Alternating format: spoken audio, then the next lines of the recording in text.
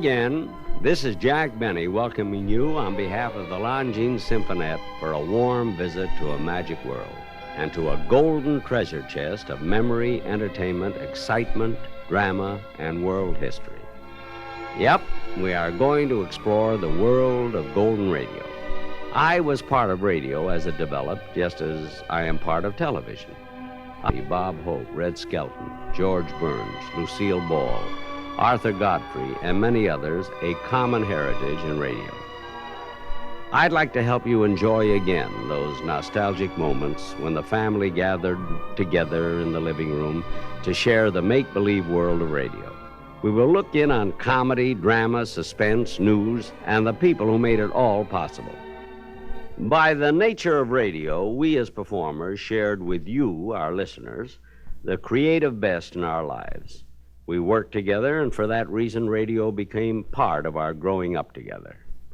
Before we get started, though, I'd like to tell those of you who are just discovering the golden days of radio how it differs from today's television.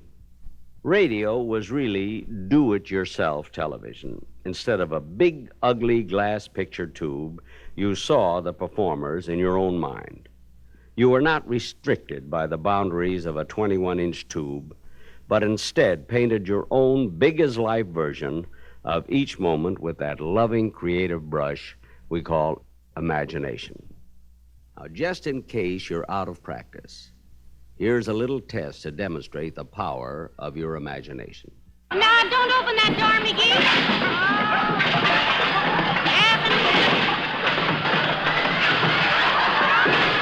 Didn't you see that fabulous closet just as clearly as though it was on the largest full-color television screen imaginable?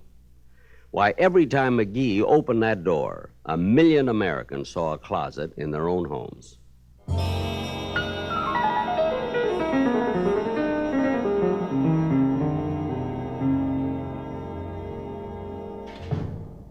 Now let's try a more ambitious test of your imaginative power. And as we do, we'll start our sentimental journey back to the golden years of radio, when that instrument was a golden cornucopia from which poured the wealth of the greatest entertainers in history. Here is Bing Crosby on his Philco Radio Time show the night he entertained 2 guests. Let me alone. I'll get it.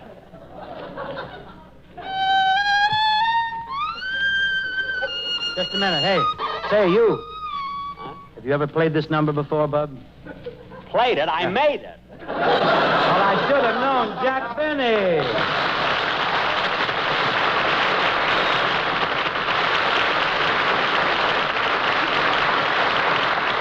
Well, I certainly expected you tonight, Jack. I expected you over, but I didn't expect to find you in the orchestra. I can't understand it. I've never played so poorly.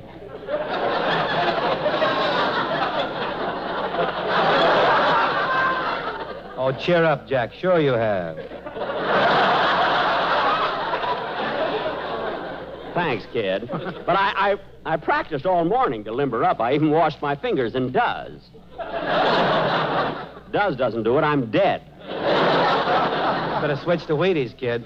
But, Jack, I thought Mary was going to come with you. Where is she? Oh, she stopped by the Musicians' Union to pay my dues.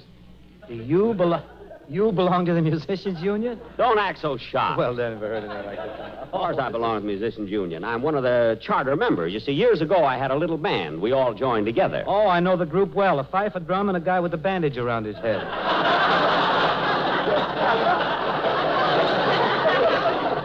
So far, I've had nothing.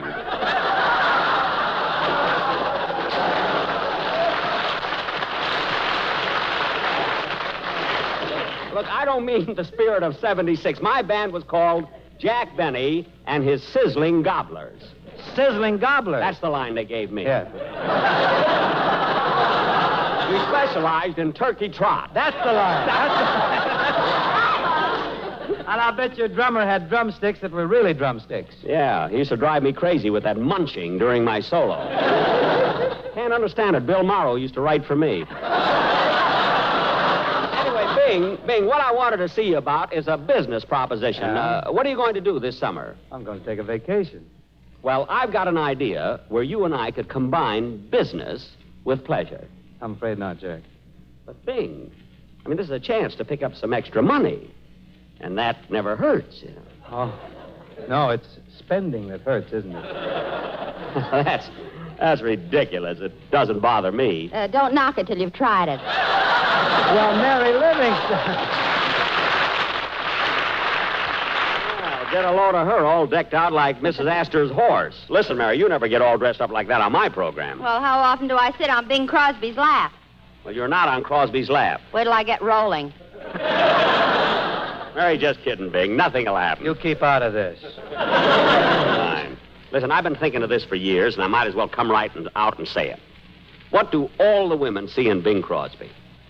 Look at him.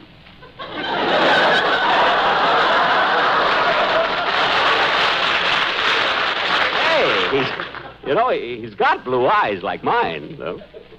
Blue eyes like mine. You can stop there, brother. Mary, all I want to know is, did you go to the Musicians' Union and pay my dues? Yes. All right, Mary, where's my card? Here. Just a minute, this isn't a musician's card. Oh, I forgot to tell you. They transferred you to the Plumbers' Union. The Plumbers' Union? Your plunger arrives tomorrow. What? I can't wait to hear your first solo. Gonna be asleep on the beach, huh? Is your imagination getting tuned up? Good.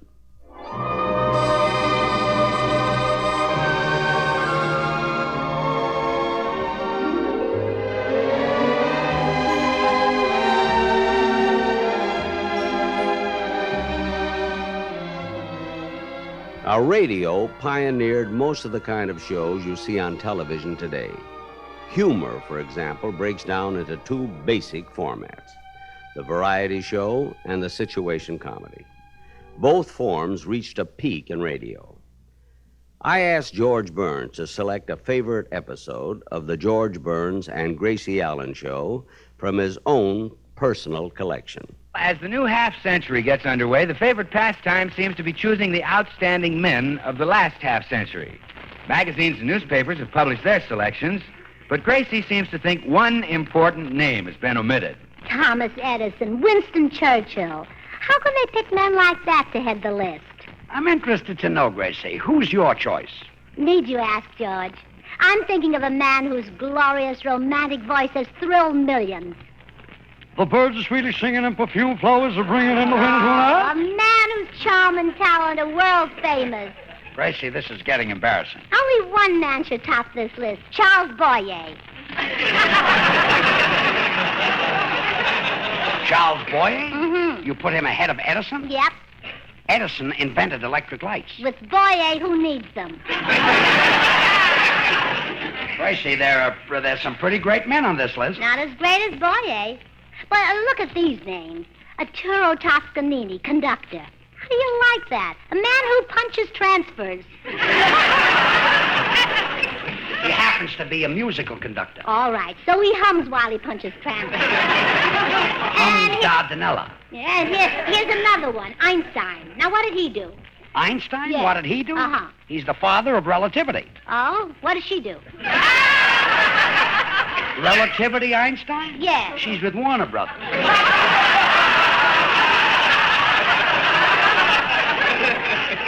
You know, Gracie, for a minute there, instead of Boyer, I thought that you thought that I belonged on that list of great men. Oh, well, you see, George, you're my husband, and I don't think of you as a man. Oh, thanks. I mean, I don't think of you as a man who does anything. Thanks again. I mean, I don't think of you as a man who does anything romantic. A triple thanks and stop thinking about it. Oh, now I've hurt your feelings. And I didn't mean to, George. You know, I'd rather be married to you than any man on this list. Churchill, Edison, Stalin, Hitler. You have just earned my fourth thank you. Radio was responsible for many great inventions. The ladies, in particular, took to their hearts one such development, the daytime serial. Now, this kind of drama was unique and owed its success, I imagine, to the fact that it dwelt on real kinds of problems that were solved 5 days a week. The characters became family friends. Listeners wrote with advice, sent anniversary gifts, holiday cards, and remembered birthdays. It didn't take long for the daytime serial to be known affectionately as the soap opera, named after the sponsors. Let's listen in.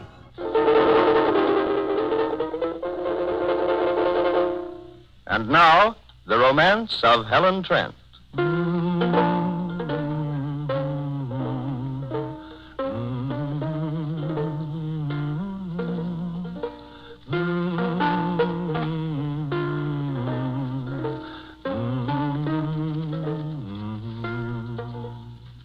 The romance of Helen Trent. The real-life drama of Helen Trent, who, when life mocks her, breaks her hopes, dashes her against the rocks of despair, fights back bravely, successfully, to prove what so many women long to prove in their own lives, that because a woman is 35 or more, romance in life need not be over. That romance can begin at 35.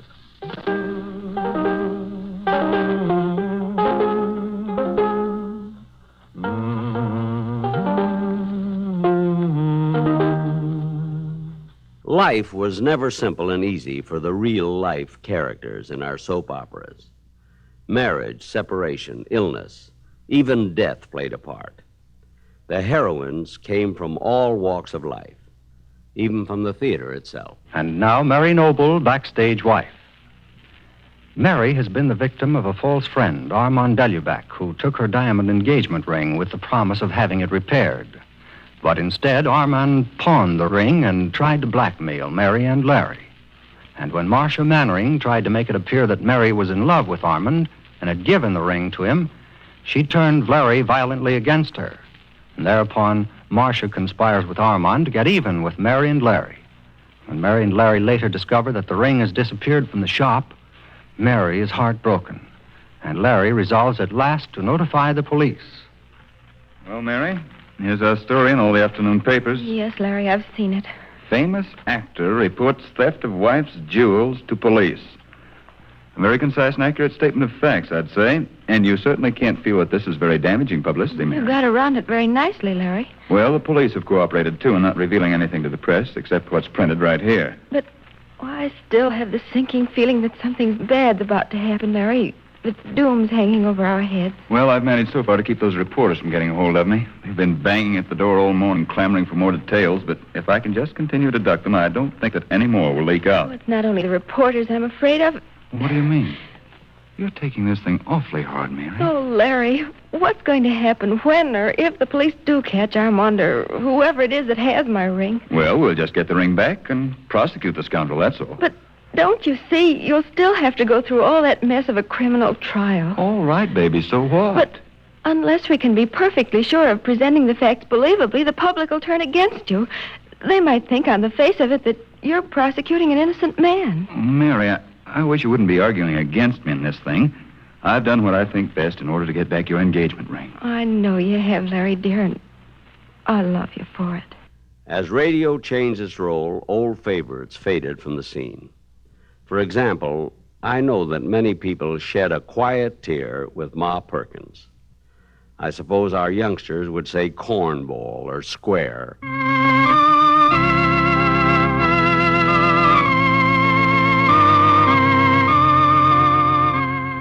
And now, CBS Radio brings you Ma Perkins.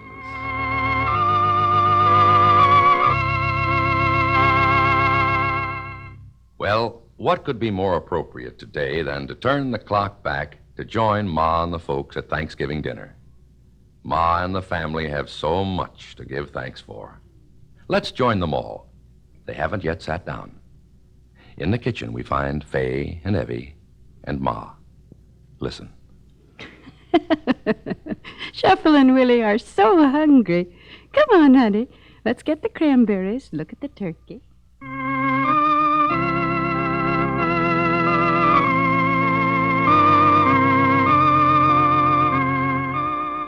And now, here's Ma again. Thank you, Dan. This is our broadcast number 7065. I first came here on December 4th, 1933. Thank you for all being so loyal to us these 27 years. The part of Willie has been played right from the beginning by Murray Forbes. Shuffle was played for 25 years by Charles Eggleston, and for the last 2 years by Edwin Wolfe, who was also our director. The fay you have been hearing these past few years has been Margaret Draper, and the part was played for many years by Rita Ascott. For 15 years, our Evie has been Kay Campbell. Helen Lewis plays Gladys, and Tom Wells has been played by both John Larkin and Casey Allen. Our announcer is Dan Donaldson. Our writer for more than 20 years has been Orrin Tavroff. Ma Perkins has always been played by me, Virginia Payne.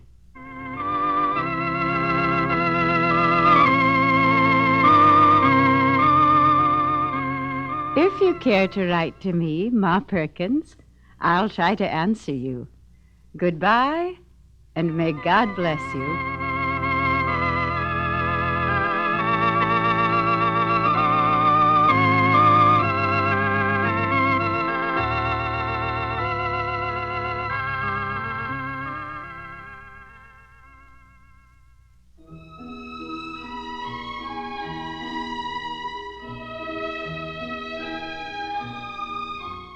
Another kind of daytime radio program was the interview show. Perhaps you remember two of the most famous as the Noontime Kate Smith Show and Mary Margaret McBride. Now, Mary Margaret McBride is still on radio in many cities. Certainly, she must own a record, for her first broadcast went on the air in New York, May 3rd, 1934. Her guests have ranged from the great political figures to folks in the news. I don't know whether this is really a respectful way to speak about a vice president, but one of the boys who do some work around your office, Mr. Vice President Barkley, said to me, "Doesn't that guy ever get tired?" And I said, "Well, how would I know?" He said, "Well, I didn't mean you to answer the question. It was just one of those rhetorical questions." Yeah. He just said that you tire them all out. Somebody at the Meet the Press yesterday out in the audience asked me that question, if I never got tired. And what'd you say? I said I've never had a feeling of fatigue or exhaustion in my life. I've always worked hard, but it may be a bad thing, because if I got tired, I might go off and lie down and rest now and then. But never getting tired, I just keep on. Uh-huh. That's my answer, and that's the truth. I never do have a sense of fatigue or exhaustion. Never in your whole life. I bet you that means you don't worry. No, I don't, really. I don't mean that I don't think things over seriously, but I've got a philosophical view that worrying, it doesn't solve anything. And they tell me it creates ulcers in the stomach. Oh, yes. I've known them to get it, too. Now, Mrs. Barkley, you can tell us whether he really lives by this or whether this is one of those things men say now and then. No, it really is true. I can't possibly keep up with him, and I can tell you a cute little story about him that someone told on him when he was campaigning in 1948. It was either in 48 or 50. And he was touring very, very terrifically heavy schedule over Kentucky in a very small plane, which was piloted by a good friend of his, and a couple of the young men that were helping out, my husband out, were along also. And he'd been hopping all over Kentucky for weeks and speaking here, there, and everywhere, making 5 and 6 speeches a day. And he had all the men absolutely beat down. He, of course, feeling perfectly fine. They got in the plane to take off to go on to their next engagement, and the pilot, who's an old friend of my husband's, said that he just absolutely was so worn out from this terrific campaign and from trying to keep up with him, with not nearly enough rest for an ordinary, normal person to go on, that he was at the controls, of course, and to his utter horror, he suddenly came to and realized that he had dozed and found the vice president very calmly just flying the plane. He knows nothing about it whatsoever, at all, absolutely nothing. And the pilot was so frightened for just a minute, he didn't quite know what to do. It gave him an awful shock. And he said, oh my, Mr. Vice President, he said, for goodness sake. And my husband said, well, that's all right, Charlie. He said, you look like you were kind of tired and needed a little nap. Of course, it was one of those little bitty planes, I must explain it, almost fly themselves. Yes, it was Charlie Gartrell. Last year. And he said you just whipped him down, absolutely. I don't know how you do this thing. But I certainly would have been a little bit. That means he's never afraid either. No, he hasn't a nerve in his body, not one.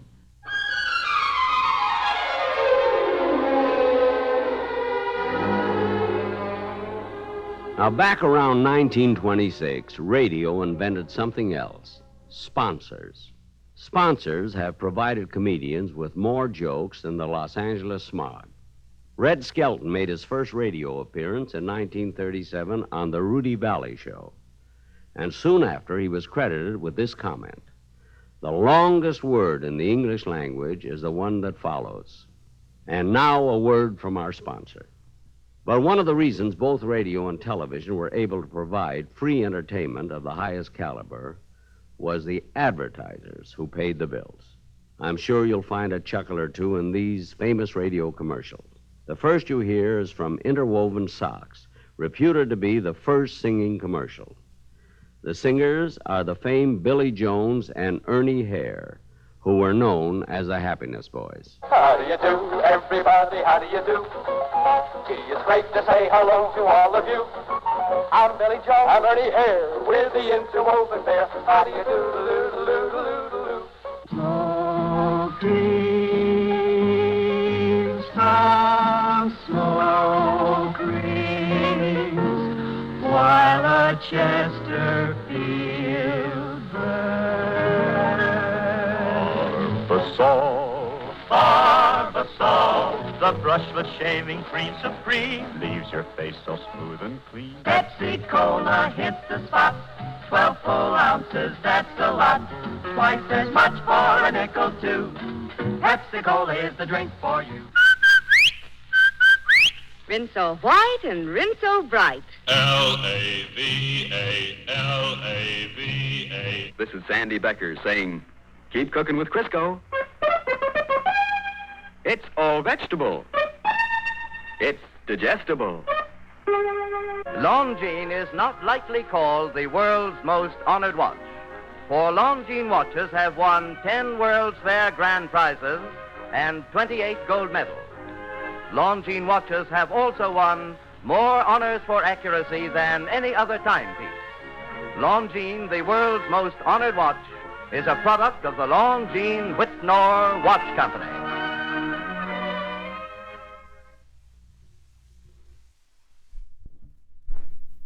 One of the greatest names in radio comedy was, of course, Fred Allen. The famous Benny Allen feud went on for years, though Fred and I were close friends. Fred had a sharp wit and a sense of satire that has never been surpassed. We exchanged many visits on radio, Fred to my show and I to his. His ability to ad-lib was phenomenal. And one night, after a particularly hilarious Fred Allen ad-lib, I returned this line, which has been quoted time and time again. You wouldn't have said that if my writers were here. Fred's famous Allen's Alley is as fresh today as it was then. The senator's home. I'll knock and see what happens. Somebody, I say, somebody knock. Yes, I know. Claghorn's the name, Senator Claghorn, I that know is. you're from the South. When I'm in New York, I'll never go to the Yankee Stadium. Now, wait a minute. I won't even go to see the Giants unless the Southpaw's pitching. Well, look. I refuse to watch the Dodgers unless Dixie Walker's playing. Now, wait a minute. Stop interrupting. Where's your manners? Manners, I have more... Try listening. You might learn something. Listen, all I'll ever learn... Your tongue's wagging like a blind dog's tail in a meat market. You're winded, hey? Just sucking in some air, son. Well, leave a little. I'm breathing, too, you know. Tell me, Senator, what is Washington doing about coal prevention? The Senate reconvened just in time. Yeah? I was glad to see Senator Aiken back. Aiken back, that's a joke, son. I know it's a joke. I know. That was a scrawny side split. I wouldn't... That was a three-sport streaker. Listen, you don't know what it is. I keep tossing them and you just sidestep them. Well, look at me. Now, wait. Say, you're a regular sad sack. Sack, that is. Now, you wait. Tell me, cool off. Now, just a second. Do you have a favorite cure for a cold? I caught a cold last week. Yeah? Like to ruin my filibuster. Ruin your filibuster? What did you do? I took an old Southern remedy, son. I drank down 2 buckets of hot mint julep. You drank 2 buckets of hot mint juleps and you still held the floor? Held the floor, son, I couldn't get up off it.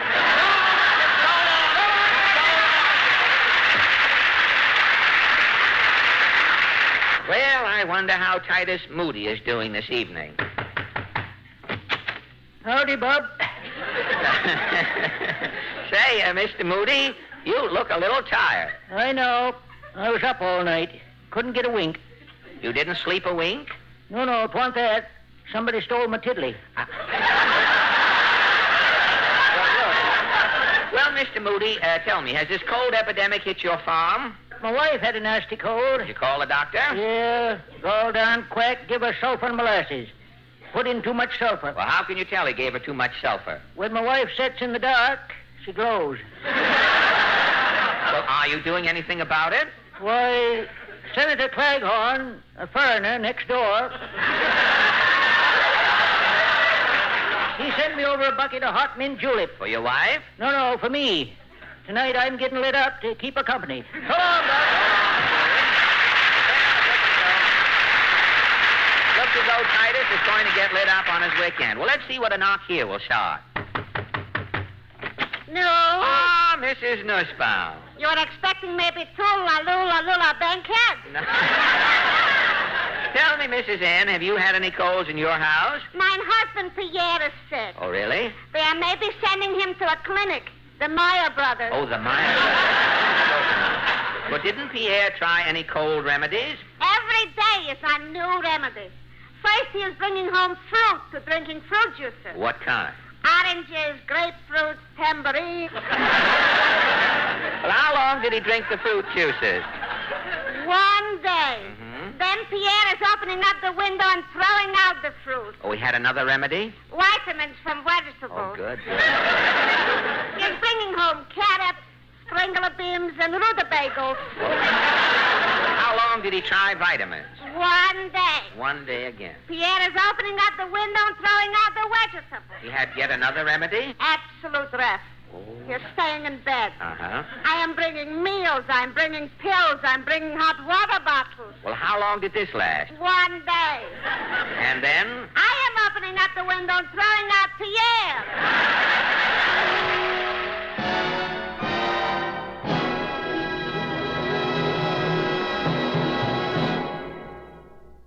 Radio contributed many words and phrases to our vocabulary. When you said a person was a real Baron Munchausen, you had Jack Pearl and his famous character in mind. Did you know that Jimmy Durante has been looking all over this state for you with a gun? What do you mean? He's looking for me with a revolver? What? I say he's looking for me with a revolver? With a revolver, yes. Why he's looking for me? Why? Well, he said that you called him a dirty name. I called him a dirty name? He said that you swore at him. Oh, what a liar! Wait. Now, don't get excited. You'll get high blood pressure. No, not me. I'm anemic. Oh, no. sure. Listen, Charlie, I give you my solemn word. I never called him a dirty name, and I never swore at Well, him. then how did it happen? Here's how that comes out, just like it was. All right. What day is this today? Today? Yeah. Today is Sunday. Sunday, that was 4 days back. That was Wednesdays. You see, I'm going out with my... Wait a minute. What day did you say? Wednesdays. No. I was going... You mean Wednesday? Yeah, in the center of the week, like, you know. Wednesday, named after the god Woden. No. Wednesdays is named after Tuesday. Oh, Listen, Charlie, you see, Wednesdays, I was going in the country with my car. I see. Well, as I'm driving... Wait a minute. Tell me, what time of the day was this? Oh, this was maybe 9 o'clock. 9 o'clock? 9 o'clock. 9 o'clock a.m. or p.m.? So I'm going... What was that? What? I say, was it 9 o'clock a.m. or p.m.? So I'm going out with my... Why don't you answer my question? Was it 9 o'clock a.m. or p.m.? No. That's not nice. What's not nice? Now, I don't like that. Now, you hear that? Now, What are you talking about? Now, I know what that is. Now, don't say that. You do. I'm going out with All right. Wait a minute. Now, I don't like... You know what it is? Yeah. Well, what is it? About the farmer's daughter. I don't like... Jack Pearl contributed Vajudere Charlie to our language. Jimmy Durante added, I got 1 million of them. While Joe Penner offered, you nasty man, don't ever do that. And want to buy a duck? I guess we all used Molly's famous, "Tain't funny, McGee." What are you reading, dearie? Wimple's bird book. He left it here last night, and you never read such a miss of mass information in your life. It's awful. Well, if it's that bad, why do you read it? It's so garbled, it fascinates me. This book has got more wrong answers than a nervous housewife on Take It or Leave It. Look at the title, even. American Birds and Their Habits. They can't even spell habits, you see? Where? There. Oh, that word isn't habits, dearie. It's habitats. Oh. Well, what I want to know is what their habits are. Who cares where they have their habits at? Any bird lover who reads this would throw eggs at the publisher. Say, when did you become such a bird lover? Ever since the first time I had quail with wild rice. What particular statement in that book are you quarreling with? Well, listen to what it says about the feeding habitats of the pelican. All right. It says the pelican feeds occasionally on other things besides fish, but it definitely prefers marine life. Now, that is ridiculous. Why is it? There ain't a pelican living that could get in the Marines. Why? They even turned me down twice. Dearie, that isn't what that means. Huh?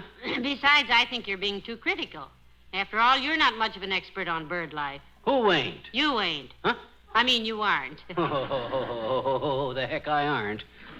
Who was it worked his way through high school raising baby chicks and even invented a slot machine that would dispense them 2 for $1?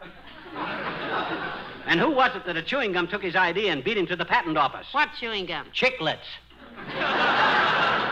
That's why I say these people that write these... Come in. Oh, it's Wallace Wimple. Hi, Wimp. Hello, Mr. Wimple. Hello, folks. We were just reading your bird book, Mr. Wimple. Hope you don't mind. Oh, not at all, Mrs. McGee. I'm glad to know where I left it. I'm afraid I was rather upset when I left here last night. Yeah, we noticed that, Wimp. Why? Did I do something? Well, we had the radio turned on to a political rally. Oh, I remember now. A deep voice snarled, "Wallace is going to get the beating of his life." And I went right out the window.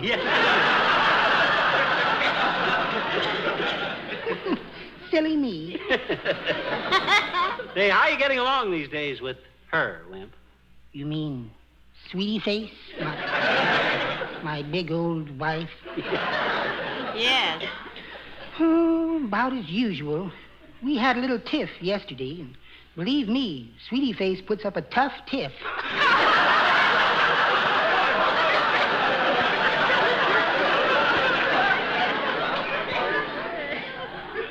What was it about, Wimp? Oh, it was nothing, really. No? She came back from downtown with a new hairdo and asked me how I liked it. And? And I told her. Frankly, Sweetie Face, I said, it looks like an explosion in an Excelsior factory. I said, or a crew haircut with mutiny on the poop deck. I don't blame them for dyeing your hair, I said, but they waited too long to embalm it. Oh, no. Mm-hmm. And then out loud, I said, it looks simply beautiful, dear. My gosh, how could she object to that? Oh, she knows me so well. She ignored the compliments on my lips and tried to slap the expression off my face. When I ducked, she... Oh, speaking of ducks, did you enjoy reading my bird book? Yeah. No. What? Confidentially, Wimp, this book is fuller of tripe than the inside of a cow. Oh, I beg your pardon, Mr. McGee. This is the finest bird book there is. This is the authority on birds. It tells about the dodo bird disappearing, the migratory habits of the snow goose, how the passenger pigeon became extinct. Wait a minute. What was that again? You mean about the passenger pigeon? Yeah, that. Well, it says on page 49, and I quote, "The passenger pigeon, which once swarmed over the North American continent by the millions, has become completely extinct. The last known passenger pigeon died in the Cincinnati Zoo in 1914. Exactly. That's just what I mean. That is a falsehood. What do you mean, McGee? I mean, I saw a passenger pigeon today. I've seen one every day for weeks. Oh, my goodness, Mr. McGee, if what you say is true... And it is. If you actually saw a real live passenger pigeon, why, any zoo in the country would pay thousands for one. You mean thousands of money? Thousands of dollars for one pigeon, Mr. Wimple? Are you sure it was a passenger pigeon, McGee? Why, sure, I'm sure it was a passenger pigeon. Hey, if they're worth that kind of dough, I could trap that thing and sell it for... Oh, my gosh. Where's my hammer? Where's my tools? I got to make a trap. Where's my screwdriver? I don't know, Mr. McGee. I'm just a guest here. Oh, I know. I left it right here in the hall closet. No, don't open that door, McGee.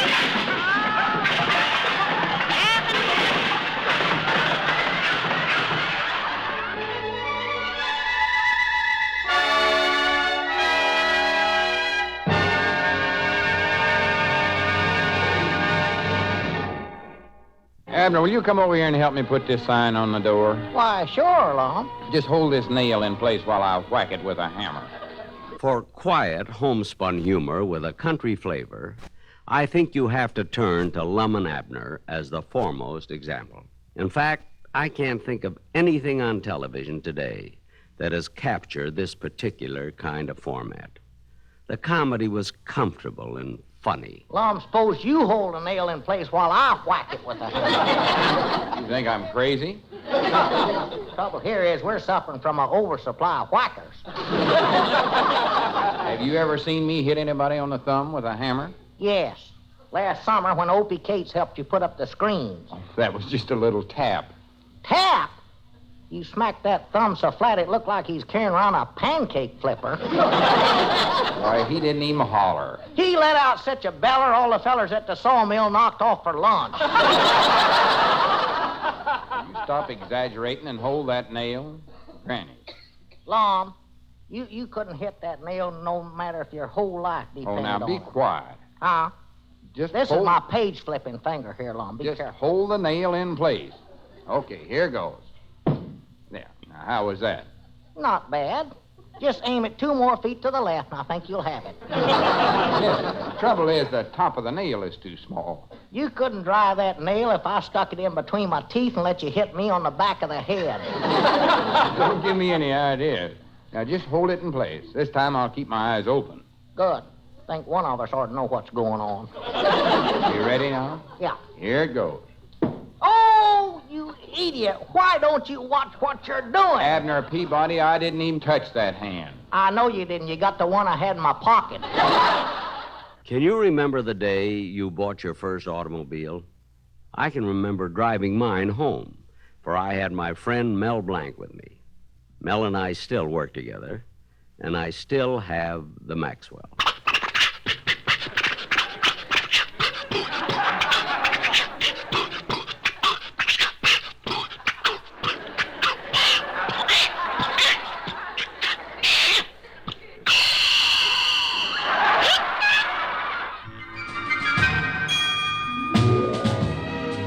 Isn't that amazing?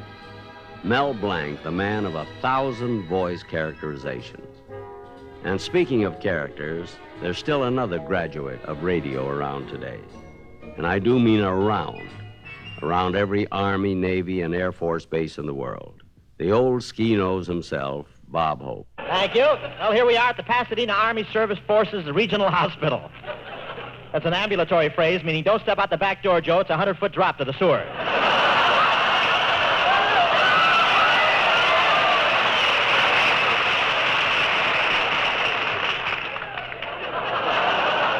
And this is a wonderful spot for a hospital. When a battle fatigue case comes in and they can't calm him down and make him sleepy the usual way, they just give him a pass to go into Pasadena.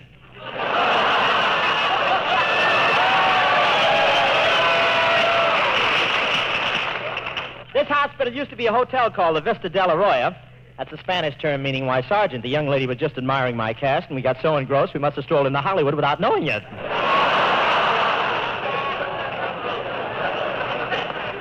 Back around 1948, television was beginning to gain in stature. The stars were still the property of radio, but it was obvious a change was in the wind. Fred Allen was already making plans, and he revealed those plans on his show one evening when a gatecrasher joined him for a sequence that requires all of your imagination. Who would be low enough to sneak into a tour to save 60 cents? There's the guy. Hey, you! Who, me? Jack, how can you be so cheap? All right, go ahead. Be like the other radio comedians. Tell some cheap joke. I won't even eat in the sun. My shadow might ask me for a bite. Your shadow has teeth? Jack, now look. Jack, don't get excited. Look, if you're cheap, you're cheap. That's the way I look at it. Look, Jack, if there ever was a time that you and I should not argue, this is the time. What do you mean this is the time? Well, haven't you heard? A lot of the radio programs that have been on for many years have been canceled. By the way, you finished tonight, didn't you? Yes, sirree. Tonight was my last show of the season. Did your sponsor mention anything about your program coming back in October? Well, no, Fred, but we have a mutual understanding. You see, we always sort of take it for granted. Oh. The season ends, the sponsor shakes hands with me, and then we yipe! Jack, what's wrong? Tonight he didn't shake hands.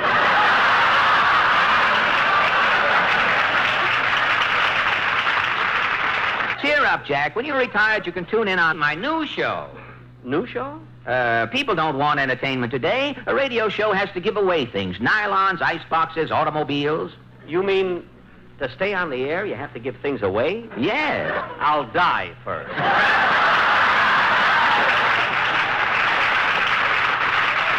Well, not me. I'm auditioning my new program tonight. And Fred, you're giving things away? Tons of stuff.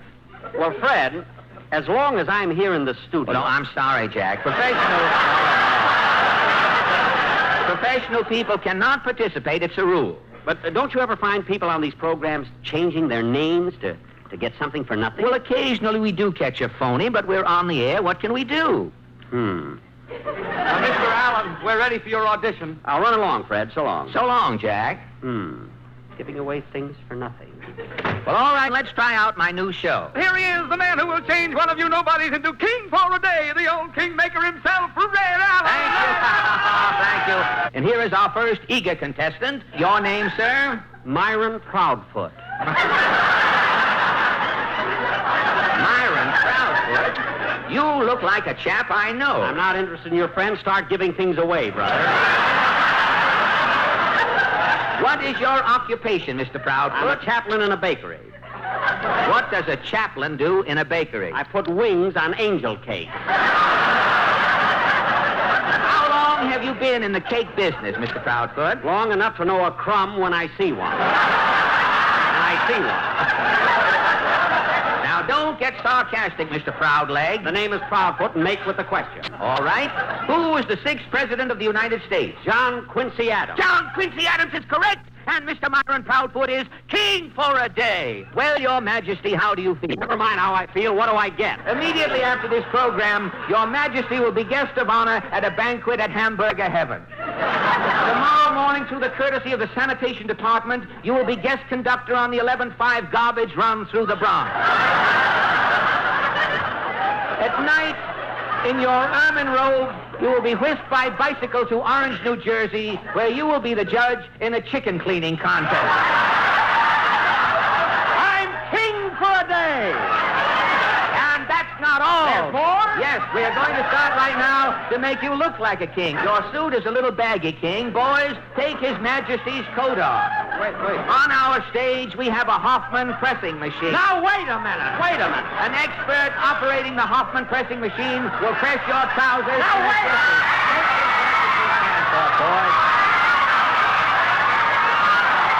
Wait a minute, Alan. Keep your shirt on, King. You bet I'll keep my shirt on. We're a little late, folks. Tune in again. Come on, Alan, give me my pants. Quiet, King. Alan, listen to Frank. Where are my pants? Jenny, for 15 years I've been waiting to catch you like Alan, this. you haven't seen the end of me. It won't be long now. I want my pants.